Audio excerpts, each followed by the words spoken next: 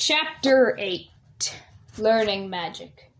My sword was given the name Doshak, but they're mistaken. For everything about it says to me Loshak. Voyel, from Names and Stories by Grand Duke Yachan.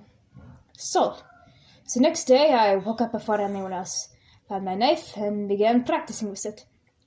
Tol Apollo came down and tossed me some kind of strange cookie and left. I ate it. Tasted like nuts and honey. It was very crunchy and crumbly. It was long and thin, in a bit of a semicircle shape, like a loaf of Sylish bread. Warenka woke up a few minutes later and began practicing too. Tol Apollo came down and gave us more cookies. So, did you learn any magic yesterday? Yes. She asked. Yes, I said.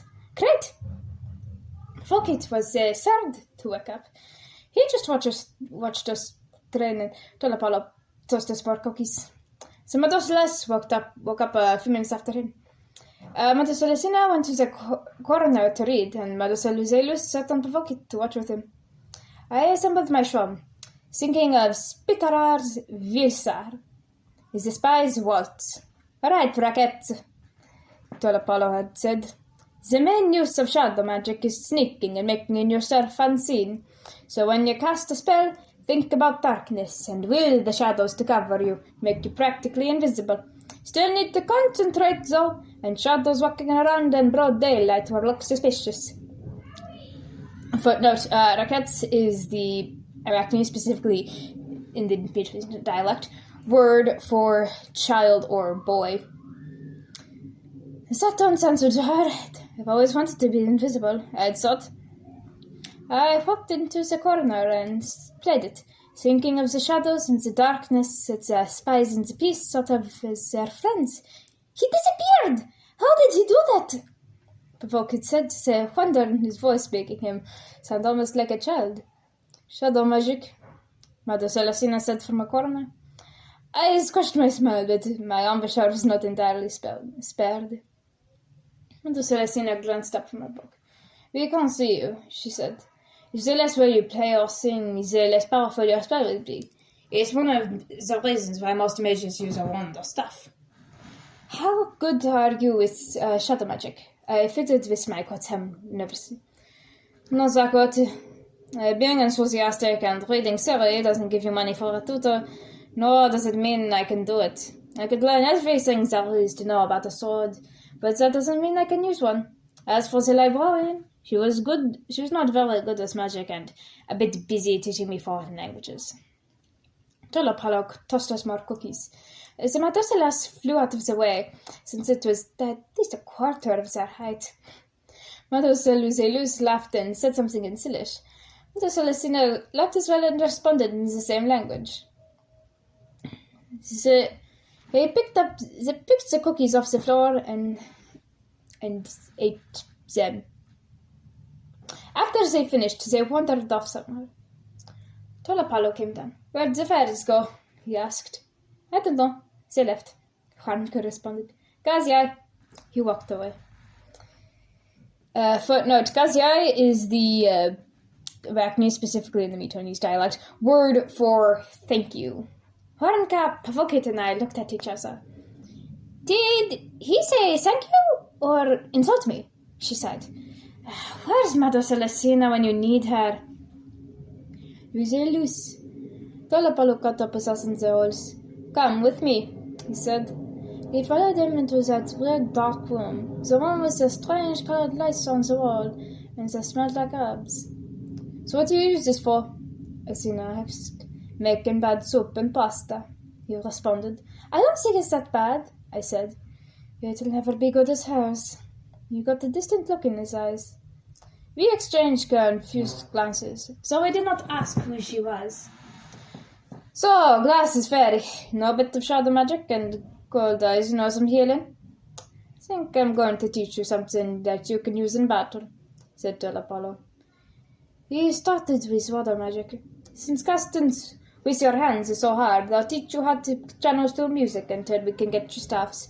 Can you sing or play? Guessing it was one of you playing that gram horn last night. That was me, said Asina. Sylish plays the gemsong. We can also sing and play the clavichord, so we are much less proficient with the latter. She had to translate proficient for me. It turned out I wasn't good at using magic offensively. I tried to shoot the icicles into the wall, like Tol Apollo asked, and I did, but every time I tried, the thought of them piercing dragon scales. As my stomach flipped, my eyes stung with tears. I choked on my next words, and the icicles melted. Rackets, if you won't use magic offensively, how are you going to defend yourself? I could use an assault weapon, I said, so that thought made me sick too. But I'd rather just use it more for support. Athena, on the other hand, could use it offensively. She shot the icicles with deadly precision and accuracy, so she did not want to kill anyone.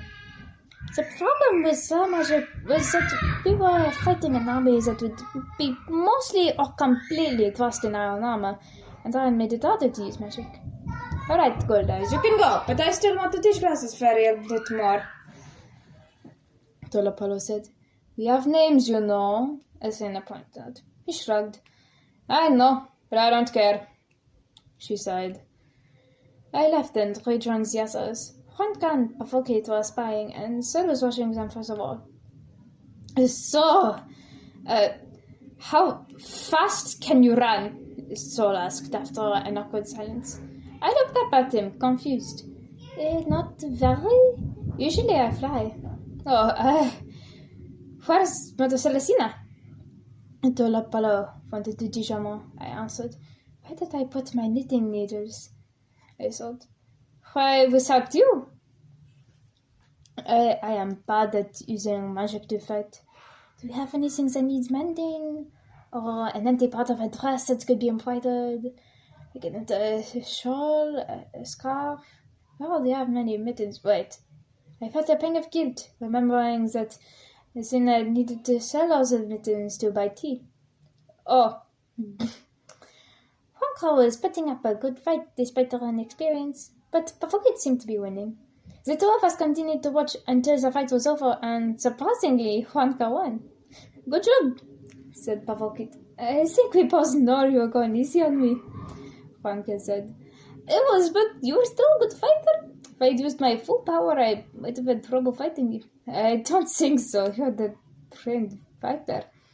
Not a very good one. So did you learn anything? Syl asked me. Ice magic mostly, but I'm not very good, especially if I have to use it to attack, I answered. Can you show us? Oh, maybe.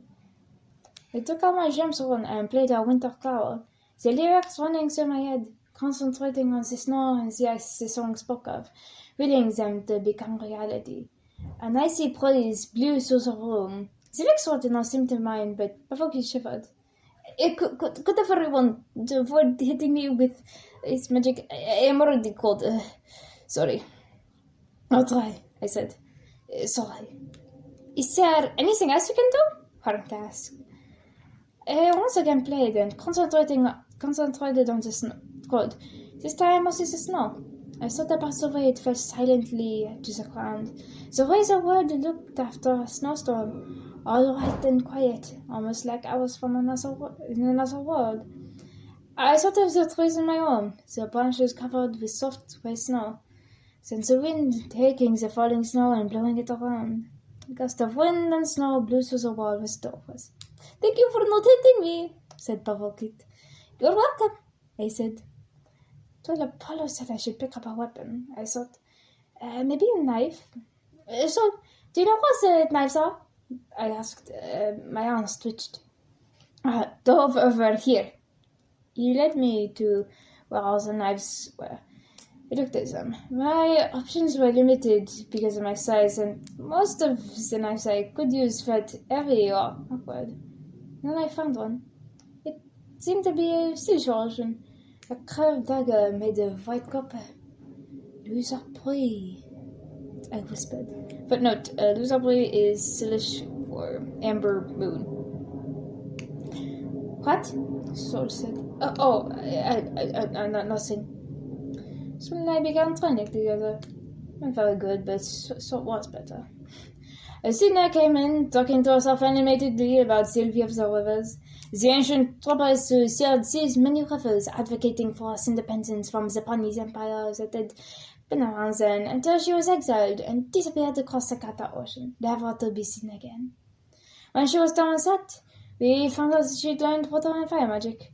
To connect music was good for what fire magic? Well, Vix and solid music were good for what?